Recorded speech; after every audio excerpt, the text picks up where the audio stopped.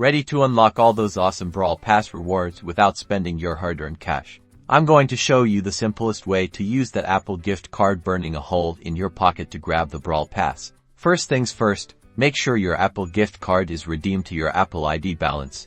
Open the App Store. Tap on your profile icon, usually at the top right corner of the screen. Then, tap Redeem Gift Card or Code.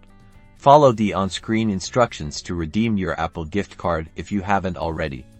This adds the funds to your Apple ID balance. Now, jump back into Brawl Stars. Head over to the shop, where you'll see the Brawl Pass. Tap on the Brawl Pass. The purchase window will pop up, displaying the price. Here's the important part. Make sure the payment method shown is your Apple ID balance.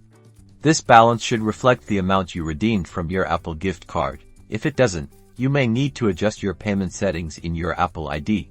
Confirm your purchase using Face ID, Touch ID, or your Apple ID password. Boom, the Brawl Pass is now yours. Get ready to unlock all those cool rewards and dominate the game. Enjoy.